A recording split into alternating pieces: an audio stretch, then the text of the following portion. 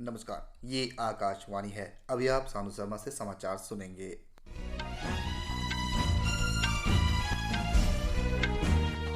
पहले मुख्य समाचार। प्रधानमंत्री नरेंद्र मोदी ने आज नई दिल्ली में कौशल दीक्षांत समारोह में विद्यार्थियों को संबोधित किया। प्रधानमंत्री नरेंद्र मोदी उत्तराखंड के पिथौरागढ़ में करीब 4,200 करोड़ रुपए लागत के विभिन्न विकास परियोजनाओं का उद्घाटन और शिलान्यास करेंगे। पेरिस में भारत और फ्रांस के बीच 5वां वार्षिक रक्षा संवाद हुआ। रक्षा मंत्री राजनाथ सिंह और फ्रांस के रक्षा मंत्री सेबेस्टियन लोकार्नो ने रक्षा उद्योग सहयोग बढ़ाने के तरीकों पर चर्चा की। G20 देशों के संसदीय अध्यक्षों के सम्मेलन P20 से पहले आज नई दिल्ली में पर्यावरण के लिए जिनब शैली संसदीय फोरम लाइव सम्मेलन की शुरुआत हुई। इजराइल के राष्ट्रपति बेंयामिन नेतन्याहू और विपक्ष के नेता बेनी गैंट्ज ने संयुक्त रूप से आपात युद्धकाल सरकार गठन की घोषणा की। अब समाचार विस्तार से। प्रधानमंत्री नरेंद्र मोदी ने कहा है कि भारत अपने युवाओं को शिक्षा और कौशल के माध्यम से नए अवसर का लाभ उठाने के लिए तैयार कर रहा है। श्री मोदी ने आज कौशल दीक्षांत समारोह को वर्चुअल माध्यम से संबोधित करते हुए कहा कि जब युवा शक्ति मजबूत होती है तो देश अधिक विकास करता है। उन्होंने कहा कि देश में कौशल विकास का दायरा निरंतर बढ़ रहा है। प्रधानमंत्री ने कहा कि नई राष्ट्रीय शिक्षा नीति लगभग 4 दशकों के बाद आई है। उन्होंने कहा कि सरकार बड़ी संख्या में मेडिकल कॉलेज और भारतीय प्रौद्योगिकी संस्थानों, भारतीय प्रबंधन संस्थानों और भारतीय औद्योगिक संस्थानों जैसे कौशल विकास संस्थानों की स्थापना कर रही है। श्री मोदी ने कहा कि प्रधानमंत्री कौशल विकास योजना के तहत करोड़ों युवाओं को प्रशिक्षित किया गया है। उन्होंने कहा कि रोजगार देने वाला पारंपरिक क्षेत्र को भी मजबूत किया जा रहा है। प्रधानमंत्री ने कहा कि आज पूरा दुनिया का मानना है कि यह सदी भारत की सदी रहने वाली है। उन्होंने कहा कि पूरा विश्व कौशल युवाओं के लिए भारत को देख रहा है। उन्होंने कहा कि G20 सम्मेलन में ग्लोबल स्किल मैपिंग के संबंध में भारत के प्रस्ताव को स्वीकार किया गया है। इससे आने वाले समय में युवाओं के लिए रोजगार के बेहतर अवसर पैदा होंगे। उन्होंने कहा कि भारत पहले की तुलना में युवाओं को कुशल बनाने के लिए ज़्यादा निवेश कर रहा है। प्रधानमंत्री ने उदाहरण देते हुए कहा कि प्रधानमंत्री कौशल विकास योजना से जमीनी स्तर पर देश के युवा मजबूत हुए हैं। प्रधानमंत्री ने कहा कि भारत की अर्थव्यवस्था बढ़ने के साथ साथ युवाओं के लिए नई संभावनाएं पैदा की जा रही है और भारत में रोजगार सृजन नई ऊंचाई पर पहुंच गया है। श्री मोदी ने कहा कि हाल ही में कराए गए एक सर्वेक्षण के अनुसार देश में बेरोजगारी की दर पिछले 6 वर्षों में सबसे कम है। शिक्षा मंत्री धर्मेंद्र प्रधान ने इस मौके पर कहा कि दीक्षांत समारोह में करीब 10,60,000 युवाओं को प्रमाण पत्र दिए गए। कौशल दीक्षांत समारोह का आयोजन नई दिल्ली में किया गया, जिसमें प्रतिष्ठित कौशल विकास संस्थानों के छात्रों ने हिस्सा लिया। इन संस्थानों में प्रधानमंत्री कौशल केंद्र, औद्योगिक प्रशिक्षण संस्था, स्किल इंडिया इंटरनेशनल सेंटर और जन शिक्षण संस्था शामिल है।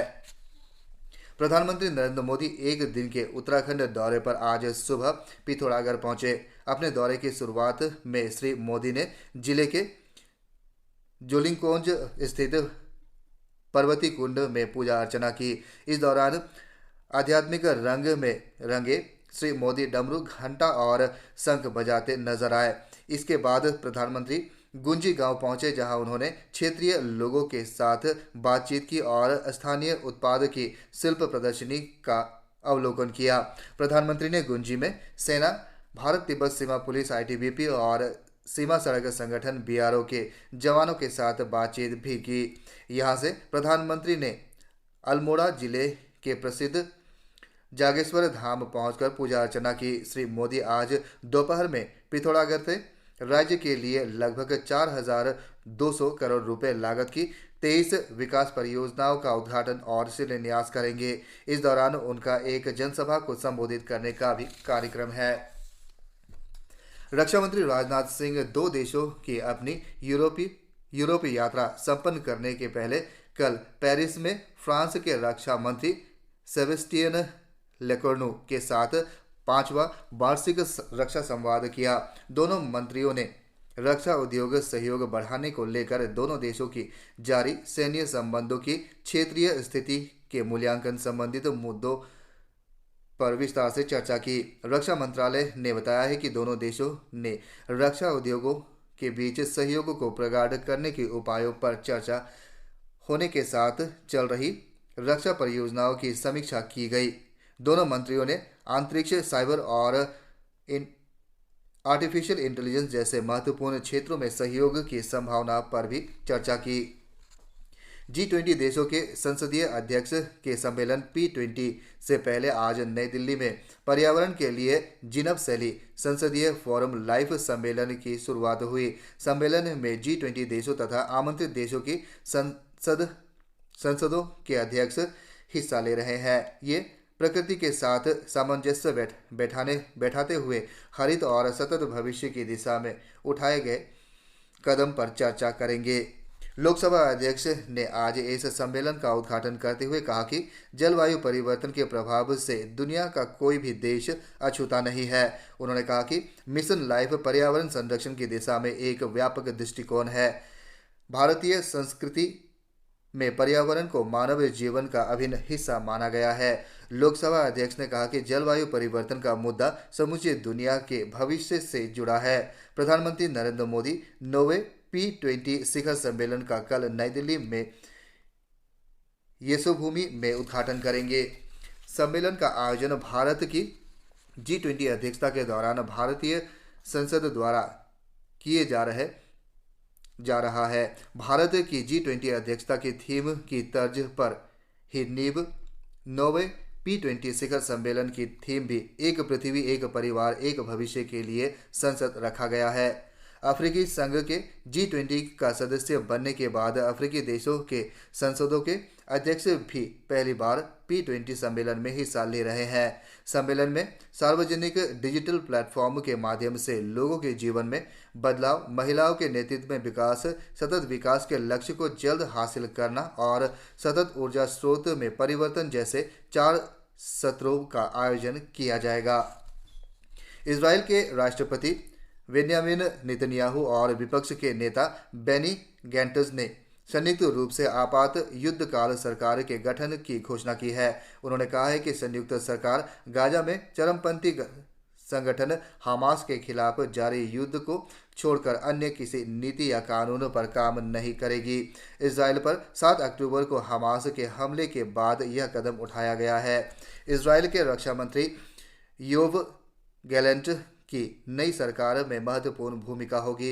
इजरायल के मुख्य विपक्षी नेता यार लेपिड को भी सरकार में शामिल होने का निमंत्रण दिया गया है। हालांकि उन्होंने इस पेशकश पर कोई प्रतिक्रिया नहीं दी है। अभी यह स्पष्ट नहीं है कि नेतन्याहू सरकार में शामिल अन्य सहयोगियों का क्या भूमिका रहेगा। श्री नेतन्याहू ने कहा है कि नई सरकार हमास को नस्तनाबूद करने के प्रयास पर पूरी तरह एकजुट है। सिक्किम में हाल ही में आई बाढ़ से प्रभावित क्षेत्रों में बचाव और राहत कार्य जारी है।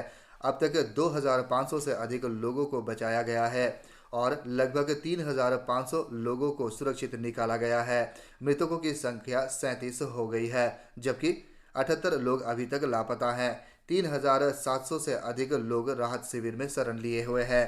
कल गैंगटॉक में संवाददाताओं से बातचीत में योजना और विकास सचिव रिंजिंग चेवांग भूटिया ने बताया कि उत्तरी सिक्किम मंगम जिले के चुंगथांग में पेंगोंग को जोड़ने वाले एक अस्थायी बांस पुल बनाया गया है, जो तीस्ता में जल स्तर के बढ़ने के कारण क्षतिग्रस्त हो गया था। मौसम खराब होने के कारण कल लाचुंग और लाचेन से हेलीकॉप्टर से निकासी नहीं हो सका, लेकिन चुंगथांग में राहत सामग्री पहुंचाई गई।